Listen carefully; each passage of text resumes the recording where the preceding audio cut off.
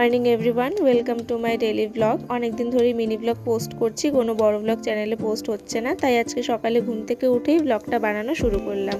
আজকে আমি ঘুম থেকে আগে উঠেছি বলে আমি উঠোনটা ঝাড় দিয়ে নিচ্ছিলাম। মা আগে উঠলে মাই দেয়। আর আমাদের সিঁড়ির সামনে এতগুলো ফুল পড়ে থাকে, এখনও তো পুজো দিচ্ছি না, তাই ফুলগুলোকে ঝেড়ে ফেলে দিতে হচ্ছে। উঠান ঝাড়ু দিয়ে এসে আমি হাঁটতে হাঁটতে ব্রাশ করে নিচ্ছিলাম। ভাই এখনও ঘুম থেকে ওঠেনি, তাই বিছানাটা গোছানো হয়নি।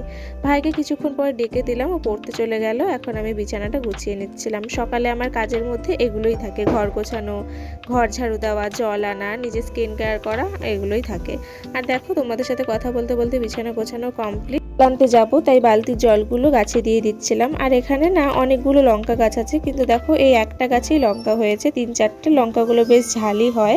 আর তোমাদেরকে বললাম না শিউলি ফুলের কথা, দেখেছো? শিউলি ফুলগুলো দেখে মনে হচ্ছে কেউ যেন কার্পেট বিছিয়ে রেখেছে, কত সুন্দর হয়ে আছে।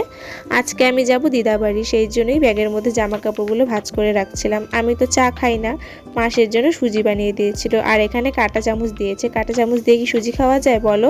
আমি যেহেতু মিষ্টি খাই না, মিষ্টি পছন্দ করি না, তবুও যেই জিনিসটা মিষ্টি খেতে, সেই জিনিসটা যদি মিষ্টি না হয় তাহলে ভালো লাগে না। তাই মাকে বলছিলাম যে মিষ্টিটা কমই হয়েছে অনেক। তারপর খেয়ে রেডি হয়ে চললাম দিদাবাড়ি। আর আসলে আমার দিদার শরীরটা খুব একটা ভালো না, সেই কারণেই আর কি দেখতে যাওয়ার সময় মন্দিরও দর্শন করে নিলাম। বাড়ি গিয়ে দেখি ভাই পাশের বাড়ির একটা ভাইয়ের সাথে খেলা করছে।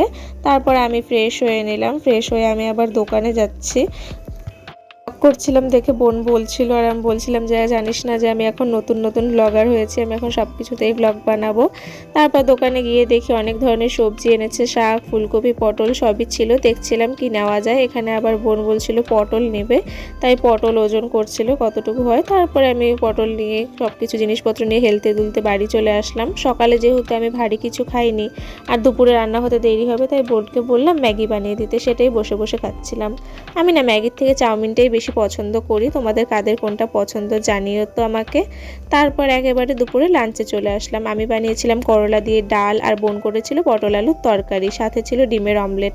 এতগুলো তরকারি কিন্তু আমি একা খাইনি, বোনও খেয়েছিল সাথে। তারপর দুপুরবেলা অল্প ফ্রেশ হয়ে রেস্ট নিয়ে রেডি হয়ে বের হলাম ছট পুজো দেখতে যাওয়ার জন্য। আমি কোনো মেকআপই করিনি, শুধু চুল বেঁধেছিলাম।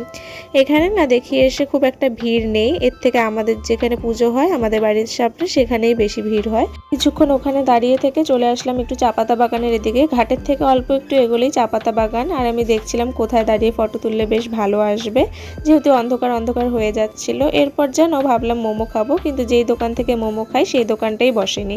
তাই প্রায় 25-30 মিনিট হেঁটে আবার বাড়ি চলে আসলাম। তারপর বোনকে বললাম যে তুই একটু ম্যাগি বানা, ম্যাগি খাই। ওইখানে ম্যাগি বানাচ্ছিল, আর এই যে ভাইয়ের ম্যাগি, এটা লঙ্কা ছাড়া। এই ব্যথা টায়ার্ড হয়ে বসে আমি ম্যাগি খাচ্ছিলাম। তো আজকের ব্লগটা এখানেই শেষ করছি। কেমন লাগলো জানিও। ব্লগটা ভালো লাগলে অবশ্যই একটা লাইক করে দিও, আর সাবস্ক্রাইব করে আমার পাশে থেকো। আজকের জন্য বাই। দেখা হচ্ছে আবার অন্য কোনো নতুন ব্লগে। বাই।